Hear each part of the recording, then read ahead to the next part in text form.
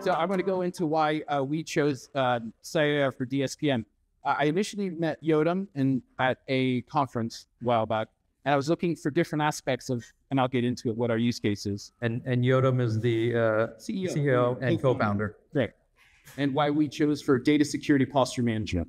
Here's my agenda. Who is this guy? What are we solving for? Requirements, a short list, because there's a large list of requirements, but I'm not going to kill you guys with PowerPoint if you feel like there's any value in that. What the experience and execution was of implementing that product. I think that'd probably be the juiciest part of my presentation. And I'm going to keep this interactive and try to go quickly. I'm not going to try to take 20, 25 minutes, but I am going to try to make this inclusive and interactive. So at the end of each of these slides, I'll ask for questions, keep them down to 1 or 2. So long as I don't see that ball turn red, I think we'll be all right. Very good. So who is this guy? I'm French generation Portuguese, born in the United States from immigrant parents, obviously. My dad's first pair of shoes was army boots when he went to fight Angola in the Portuguese Revolutionary War. So in terms of work ethic, where I come from, I'm multilingual, but I've learned everything from my dad in terms of get to work, show what your worth is, even if it comes up short in the front, always plan the long game and get after it. So I find that work ethics is something that I've carried on, and I've taught all the people that work for me as a mentor, show your value front, everything will come that's in the back. From that, ex-Navy, again, not everyone's perfect. Anyone who's been here in the military, thank you so much for your service. I appreciate that. 25 years of security system. I started out as in Radio Shack with the Velcro shoes and a shirt that didn't fit so good. But I learned quite a bit of things working at Radio Shack. First computer was a Tandy TL 1000, 8086. You got, am I dating myself? I see a couple of great viewers. And yeah, come on, man. Right on. Yeah. Certification, CCISO. So I worked in security. So I used to be all technical, individual contributor, purely IC. I worked in and had an opportunity to become a CISO. With that, I let some of my certifications lapse. CCNP with voice and security specializations way back in long. MCSC plus I into Oro. CCSA networking plus and A+. My most recent tenure was being a CISO at Rupert Financial. Was there for about 3.5 years. The previous CISO got the opportunity to rise into a CIO position. He identified me as somebody who he trusted, and I worked with him at previous engagements. And he said he needed it. I told him I didn't want to do the position. I didn't want anything to do with the CISO, was it into the politics or the risk or the sleepless nights. However, he, from his heart, told me that he'd be my peer, that he would mentor me, and that he needed me. And that touched me in my heart, and I had to help him. And so I took on the position, lost a bunch of hair. With that, recently started my own security consulting firm. I guess I can't get enough of this. I know the endeavor would be difficult, but I think the opportunity to help the industry in different industries and see what I want to see in the industry in terms of the difference. I'm thinking hopefully I can do that. I have some ideas about what I can do and the marriage of a couple of different technologies that isn't being done. And I have some help with some peers that I've worked with in the past, people where I feel very safe and that I trust. Paramotor. Paramotoring is hang gliding. You guys have seen hang gliding. That's a fixed wing. Paragliding is a soft wing. And you basically have a fan on your back and you can walk into the sky.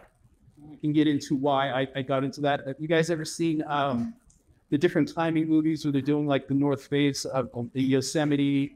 For some reason, I caught myself through the whole movie standing up and not sitting down watching the movie. It's like sweaty palms. And I'm like, oh, crap.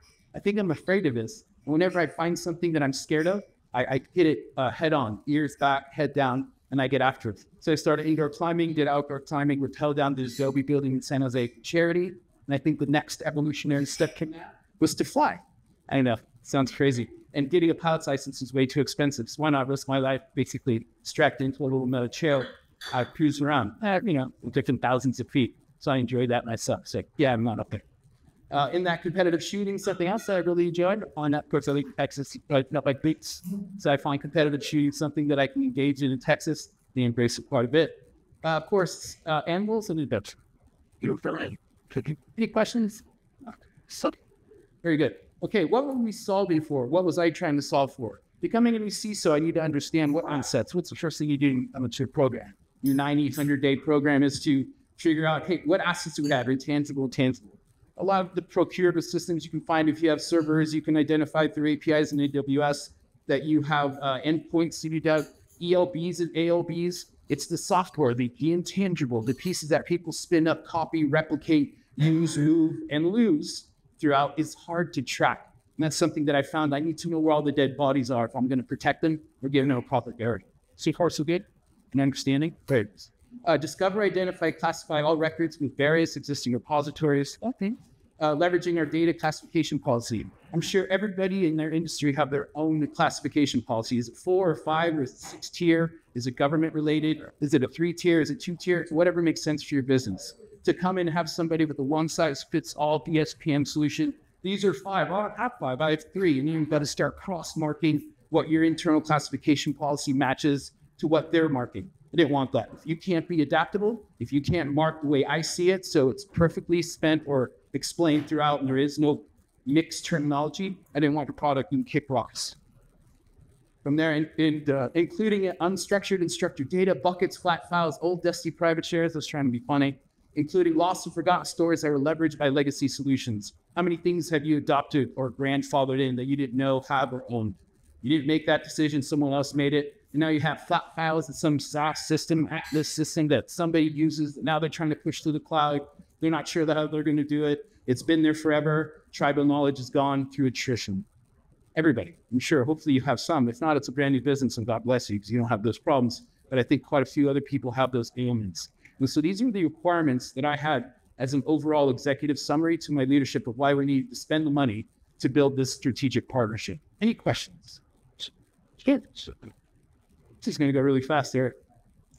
Okay, requirements, short list. Cannot degrade existing performance levels of product services. Can you imagine operational and the engineering department would have my head if I slowed down their servers? The cost, the CFO would kill me if I had to add more services in parallel just to add one more function to the aspect of the business, right? Cost would be an impact. Cannot take a special skill set to maintain. I tried to do something similar to this with the CISO previously at another financial technology company, and it was special databases that were tracked by some weird middleware with different application layers, and it took about 6 or 7 people with those skill sets that they had to train. The cost was through the roof, ended up being something that was not supported, nor did it ever finish. We just never got to the actual aspect of, finally we got to a certain place, and we were trying to fix for privacy issues like GDPR, because we were doing business through Europe and around the world. And GDPR was very fresh on the mind, and we're looking how do we identify these documents, classify the documents, the right to be forgotten, and do it within the time frame that we meet the component requirements. This is something that I've been featured requesting through Cyera to do something similar to that. They were able to help me build that very quickly. That'll be something coming on the horizon. Can't utilize agents. Nobody wants agents. We could do something that is native, out of band, that would be novel. And that's the differentiation between Cyera and some of these other companies. They don't run agents. They don't pull data directly. They don't impact production, but it's out of band through snapshots. They can go and take these backups, scan them on the quick, incredibly fast, I should say, incredibly accurately. Cannot increase my PCI scope, being a financial technology company. First rule of PCI compliance, don't increase scope. Reduce scope, reduce scope, reduce scope. The more scope you have, the more tendency you have to have findings, the more compensating controls you have to put in place, the more difficult it will be to maintain, and the cost will increase exponentially over time. I'm sure you guys have gone through that, any kind of compliance program. Must be able to conform to our classification policy, as I described in the previous slide. We'll get into that. Must be easy to deploy, patch, and troubleshoot. I don't need special things and special skill sets and special times and taking out maintenance that's going to impact. I need this to be repeatable, quick, and easy, basically. Everybody wants that, I believe, in their program. Simplicity is genius. Must be able to process petabytes of data quickly. Now, just being able to process data quickly with efficacy of 3%, get out. I don't like to confuse it. There's no way. I can process that manually. I can find manual procedures to do that. Something that has the efficacy and accuracy of above 90%. Do you believe, if I'm not wrong, in the Cyera people here, I think we're above 95%, if I'm not mistaken, which was above what my requirement was. Now, remember, this was 2 or 3 years ago, and they're still banging and hitting on all cylinders with that, which to me was beyond reproach. That will make me ecstatic. I don't have to go back and hire people to be like, is it real, is it not?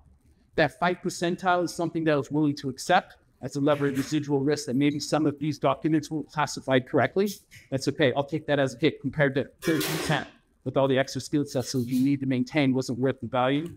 I meant on-prem presence compatibility with all major cloud vendors. In on-prem presence, we'd reduce my scope for PCI. If I have to ship or send all of my data back to your house, how many people run AWS or a cloud service? It's okay if you ingest data, right? You start charging me when you start sending stuff out. If I have to send petabytes of data your way, my costs would increase exponentially. Unacceptable. You don't have an outpost model where maybe metadata is being sent back and forth, still maintain the efficacy and accuracy that I'm looking for. Now we're talking. That's sexy to me. That's something that's palatable to me, my leadership, my team, and the people who will be supporting these services. Let's have awesome support and make us feel like part of the team. That is another differentiation. Have you ever had a vendor come in, we'll do everything you need, we'll take care of it, we help you implement it, you put it in place, it's fantastic when you build, hot damn, that looks beautiful. And then they leave. And then like, we already have your account. We already have that contract. You guys have a beautiful day. 1-800 help me, and it's just rims. Everybody had Broadcom back when Symantec was bought by them. It tastes like trash to me. That's a terrible feeling. Never had that with Cyera. Not from day one, not from day 180, not for 3 years later. Never felt like that. Always felt like they were part of the team. Like they augmented my team, like they're part of my work family. For lack of better words. Yeah. Any questions? Yes, sir. I'm doing fantastic. You guys are drunk already. What are the others? I'll take it. Okay, execution and experience. Extremely knowledgeable professionals, not just on the Cyera product, but about cloud, about classification, about NIST, about SOC 2, about PCI DSS, about risk assessments, about how we get this data in quickly, how they can train my team.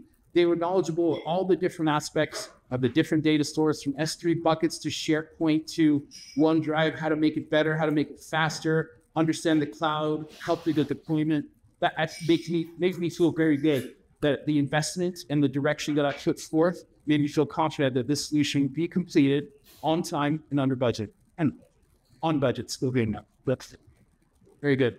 Listen to my staff intently. And if I'm not there, I don't want to be the chaperone. Nobody needs that. I want my staff to have as much authority, demand to ask the right questions, even if they're difficult ones. I want the same level of respect from my team as you would give me when I'm not there. These people represent me. They need to be treated in that fashion. I'm sure you guys empower all of your employees and the leaders that you've selected, being selected in trust to do that work for you. They should be felt and treated in the same. Fast track feature requests. Some of the aspects I was looking like, you guys can identify these documents. Let's start talking CCPA. Let's start talking the privacy aspects. If you can see that this is an application, can you tell me it was Johnny Appleseed? Can you tell me it was Johnny Appleseed from 7 years ago? Now we're starting to hit on aspects of data. See, I don't need this stuff to be raw. Maybe we can purge that. When, how, and where. At the time, he was getting my database engineers to be like, that's going to take another query, another process. And I only have 5 people, and that's already hard enough for me to do. I don't think I can, I have to put all these other things on hold and back further. Go fight the CTO, CIO, and CFO because they have competing priorities with you. Security should never be at that aspect. I need it to be very much different and very much on par with what I need. Security is everyone's job. Yes? Everyone's job. Good. Here we go. Sexy reporting capabilities, including easily digestible dashboard. Has anybody seen the Cyera dashboard?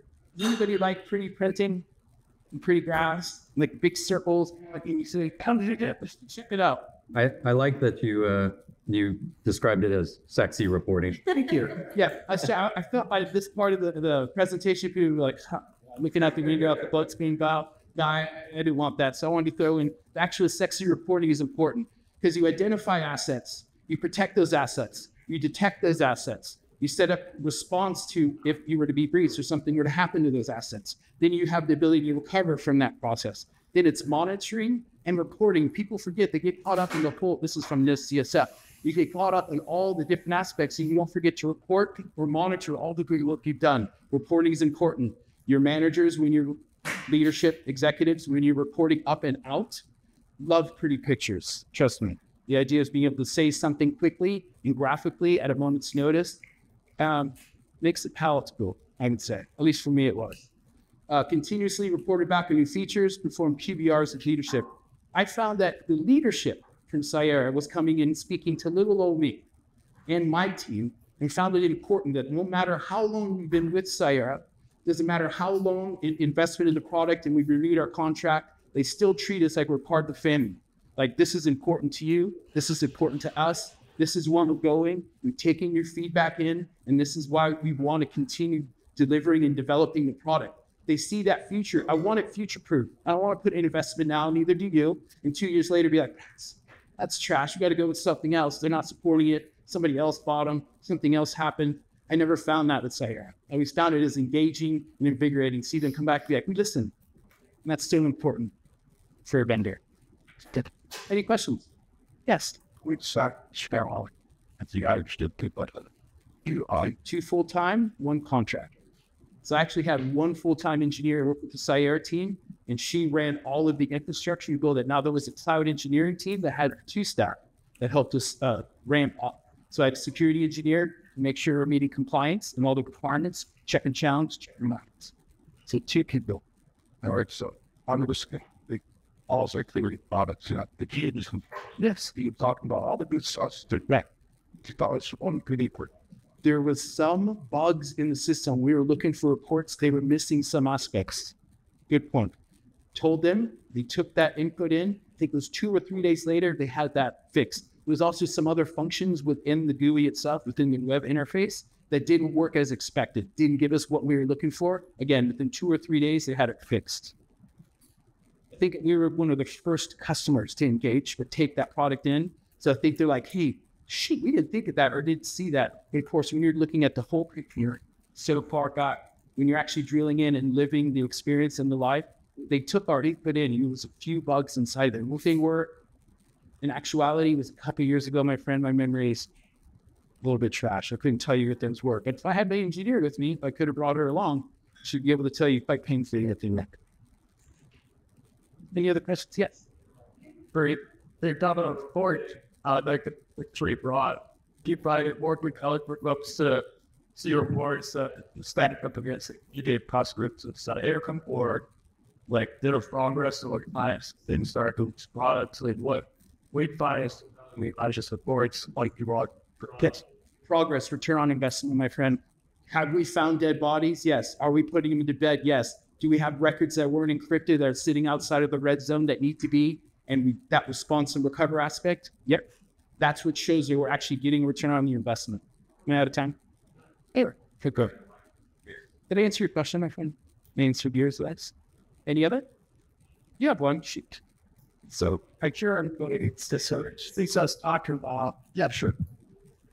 So brute force CISOs. Everybody's always talking about, I have 100 different priorities. How did you think about where to stack rank, doing data discovery and classification? Like, why was that important to you versus the 100 other things you could be doing? Oh, because if you don't know what you're protecting, all of the other controls you have in place, if you have gaps or spots, will be a failure. I think a majority, good quantity of breaches have to do with that one RDP server that's sitting on the edge somewhere that we didn't know about that somebody spun up because, our controls make it painful for a developer to get his work done. Or go with them. You tell good work. He didn't know. Listen. Yeah, let's. I can give If you, yeah. The next slide is going to be hit me up. Yep. Yeah. If you, yeah, and I'll be here all night. You guys, let me